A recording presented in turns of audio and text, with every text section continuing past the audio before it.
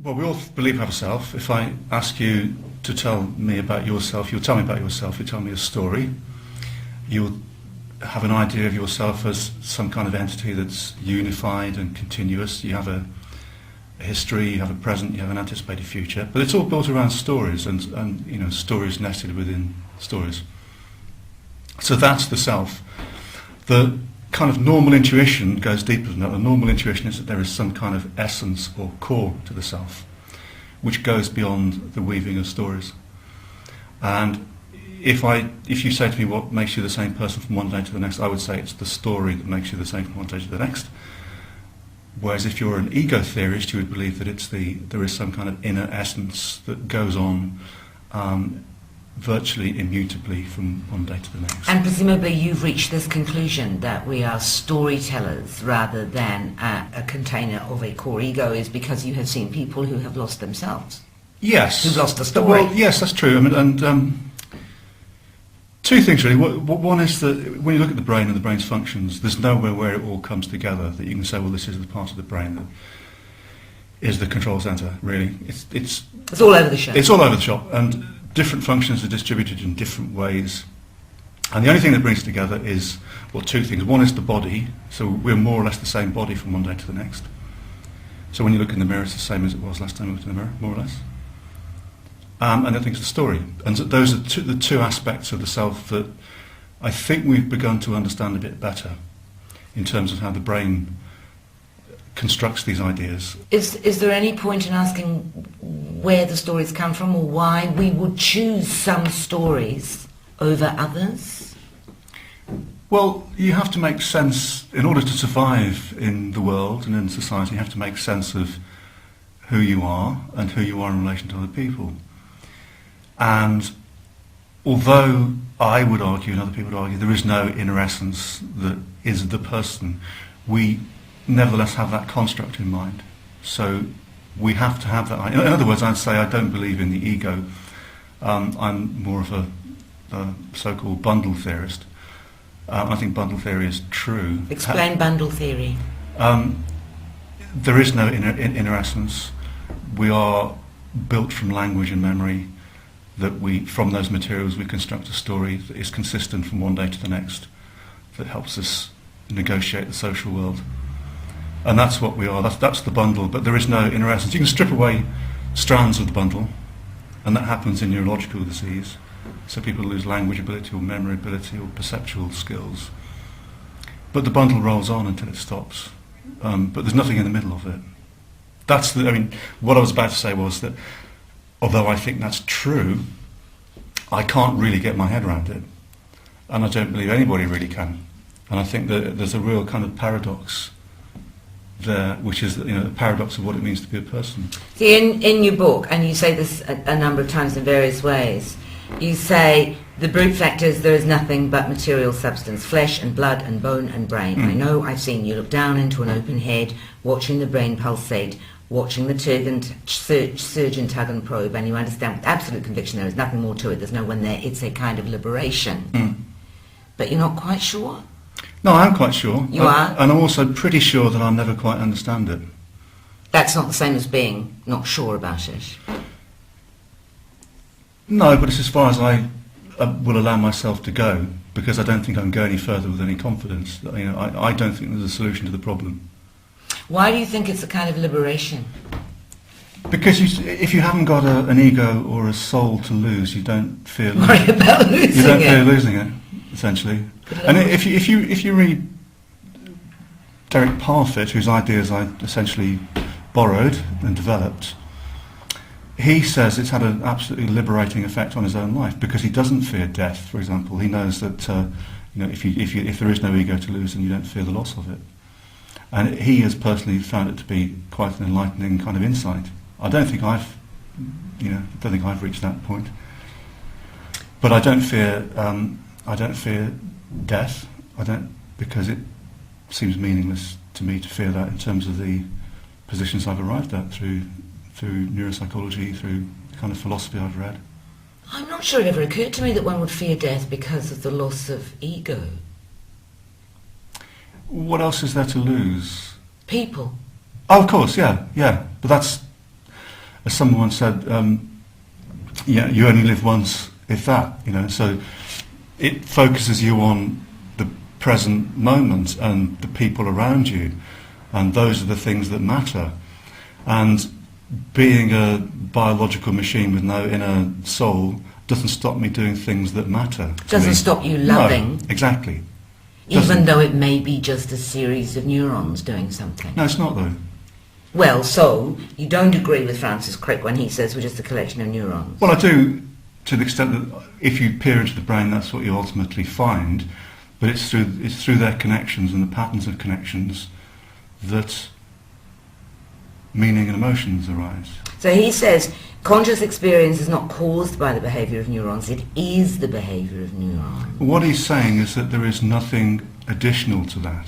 There's no deeper fact about being a person.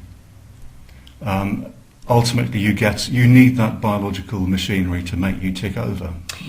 Is this anything different from, I think it was Scott Fitzgerald, who said that personality is merely a series of successful gestures? I don't know that quote, but it's a good one. I think I'd Does kind that of make, go along with that. Does yeah. that make sense to you? Yeah. But I mean, you've had case studies and you talk about them in your book. Robert, for example, under ordinary circumstances you would think that Robert was having a midlife crisis, but what happened to him? Well, he had a slow-growing benign tumour, which gradually recalibrated his personality. Which is an amazing expression, recalibrated his personality. If you go down into the bar and have a bottle of wine, you'll recalibrate your own personality. Yeah. And we do it all the time. His was a dramatic recalibration. It was dramatic, but it was these things happen, and you see people sometimes actually who go in for an investigation, have a brain scan because they've had a stroke, and then they discover there's a tumour the size of an apple in the frontal lobes. The question is, would they ever have been the person they thought they might have been? I mean, exactly. So the brain is constantly reshaped, reorganised through experience. We change all the time. The fact that you can change it biologically through drugs or through head injury or whatever. I suppose that's why, I'll get back to Robert in a minute, but okay. I suppose that's why we're so sensitive about the self, because we have drugs now, we have antidepressants now. Yes. That can alter our perceptions, and if our perceptions are altered, then are we the same people? Well, we feel more fragile now. We do, yeah. But there are other ways to reconstruct the person, I think. You can do it through psychotherapy, for example. You don't have to do it pharmacologically. Well, doesn't stop that sense of fragility though, does it? It's still changing your perceptions, making you shuck off maybe one story and going to another story. Yeah. Yeah. So Robert decides he doesn't want his life anymore and goes and buys a guitar. That's right. Fender Stratocaster. Yeah, he leaves his wife and kids and he goes and gets a job in a seaside town. Which is not unimaginable. No, I mean, presumably middle-aged men do this a lot. And these things happen all the time. And the thing is that unless the tumour had been discovered, it would have been construed as the midlife crisis, and these things happen all the time. The only way it was discovered, I think, was because he started developing epilepsy. That's right, he developed epileptic fits, and as a part of the investigative process, they found the tumour, and it was one that could be removed. It didn't leave him completely undamaged, and he wasn't the same person again. But there was some semblance of the old Robert and some insight into what he'd lost. Too late. I mean, that's the really sad part of that. The ethical dilemma, I suppose, hypothetically, if he hadn't developed epileptic fits and needed something done, if somebody had perchance discovered that he had this tumour and said to him, look, the reason that you're living in a seaside town trying to play a Fender Stratocaster is because you've got a tumour in your head, do you want us to take it away? He might have said no. He might have said that, yeah. Because he liked his new bit. He liked his new self. Yeah. That's a really good point, actually. Yes, he might well have said that. The fact was, it was a medical condition and needed treatment, and so the ethical dilemma didn't actually arise. You've never then been cast down by the fragility of the self? I mean, obviously you've dealt with tragic cases. Yeah. One of the first cases in the book, the eggshell boy story. Who fell down a lift Who shaft. fell down a lift shaft. The fact was, it was a medical condition and needed treatment, and so the ethical dilemma didn't actually arise. You've never then been cast down by the fragility of the self. I mean, obviously you've dealt with tragic cases. Yeah. One of the first cases in the book, the eggshell boy story. Who fell down a lift Who shaft. fell down a lift shaft and was left with very severe brain damage. That really shook me. I was a new trainee at the time. That really left a mark on me, and I realised that I wasn't. You go through childhood and adolescence thinking you're pretty immortal and invulnerable, and you suddenly realise that, well, actually, the world is.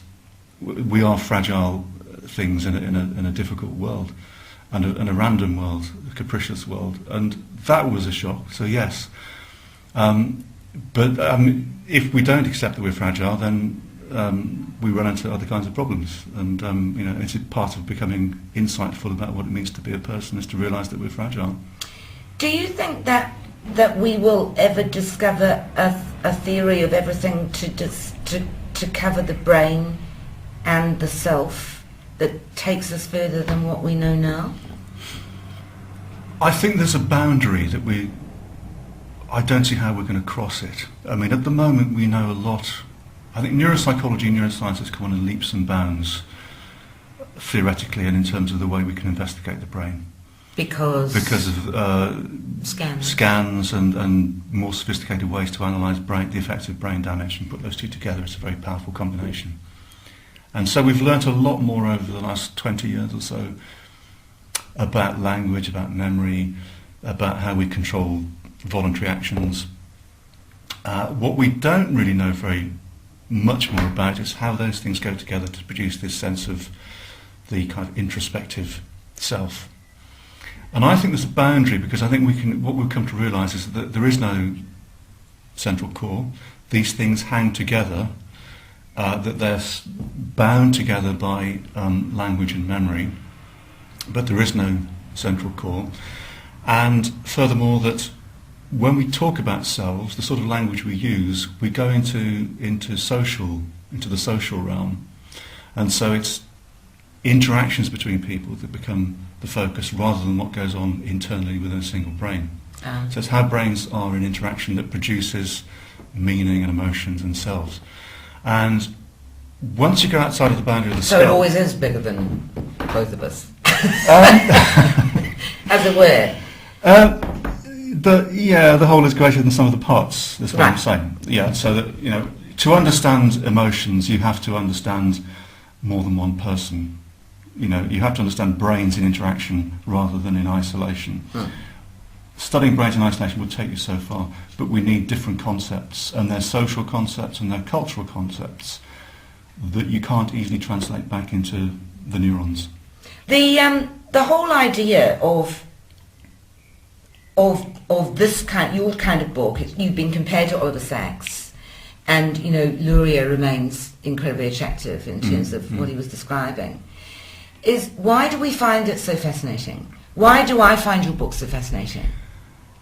Oh, well, I'm glad you do. I think anybody. I mean, because it's about ourselves. We all like stories. It's about what would happen if something went It's a what wrong. if kind of thing. Yeah. What if? What might be?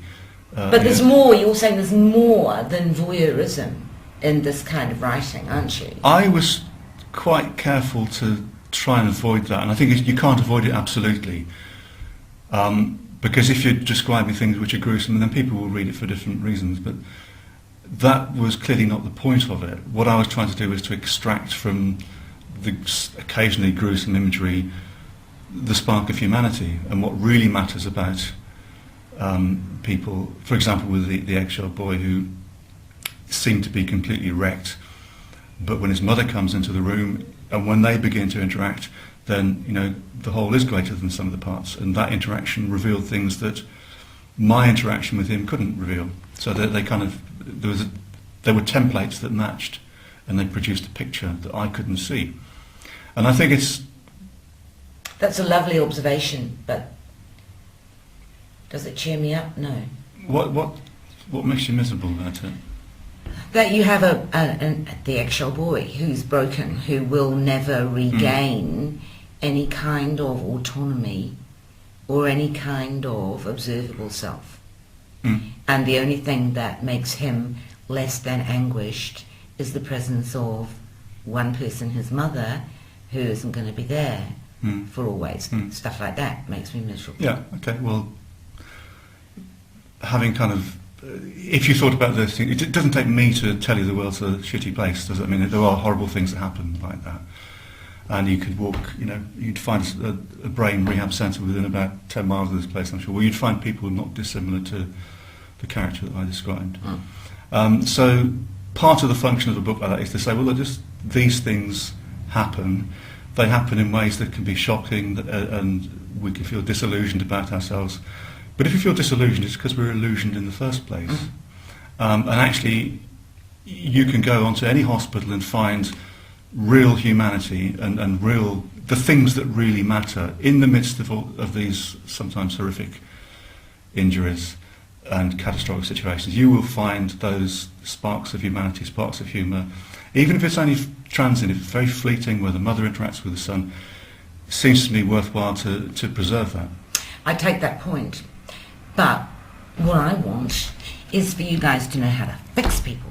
Will you ever be able to do that? Will you ever be able to fix the eggshell boy's brain? Do you imagine? I'm not expert enough in that kind of area. I'm not a neurophysiologist. I'm not a neuropathologist.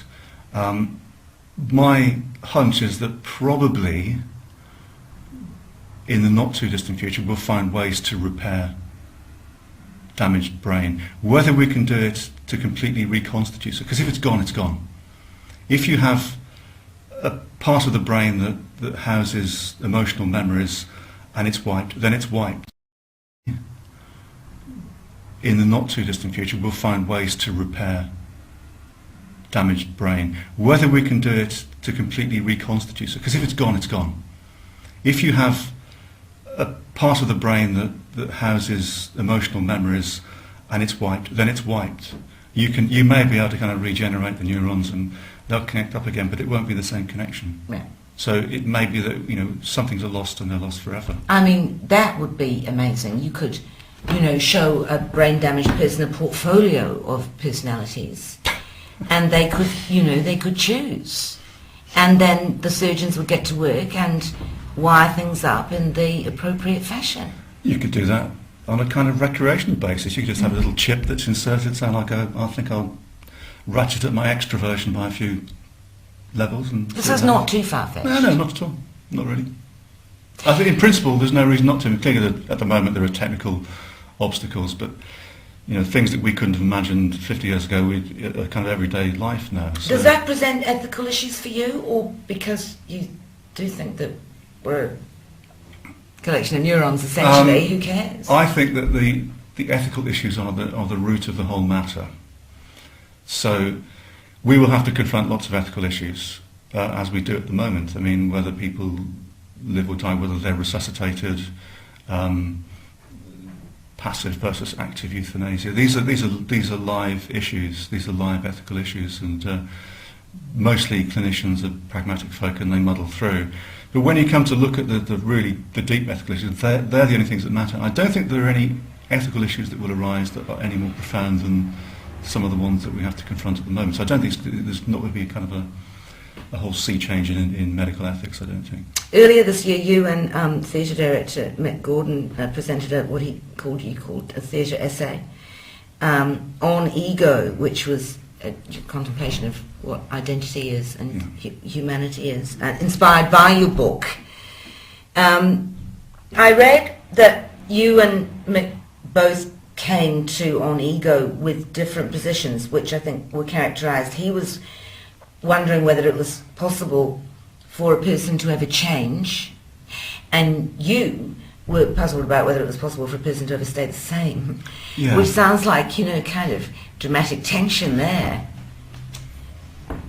Yeah, and I think we've ended up with a kind of compromised position where we both actually believe the same things now, that we do change. We change not just from day to day, we change from minute to minute.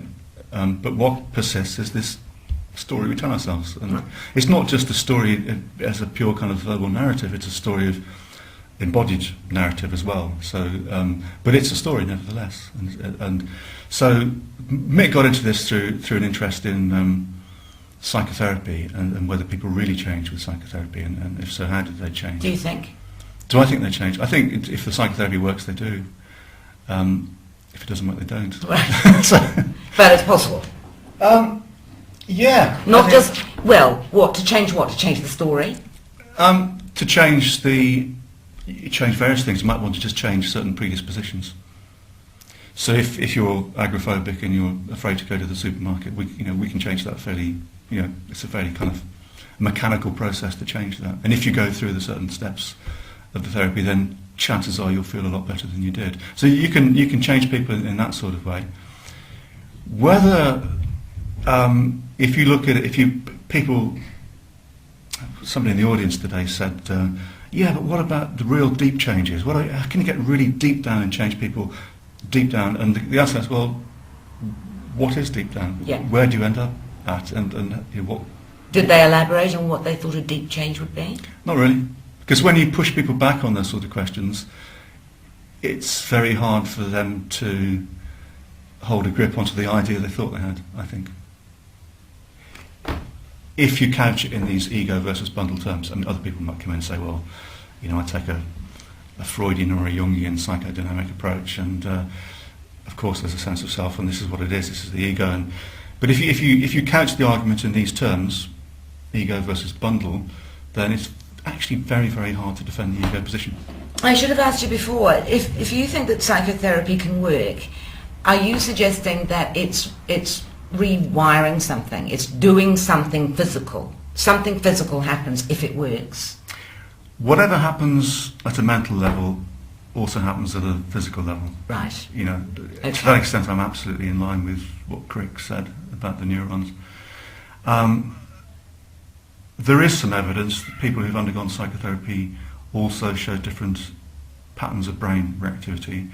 The evidence isn't great that there's any kind of that pathways are reconnected anyway, but I'd put my money on it. That's what they'll find when they get the instruments to look at it. That if you change as a person in terms of your emotional predispositions, your aptitudes, your attitudes, then something's happened at that other level, the biological level. Neuropsychologist Paul Brox.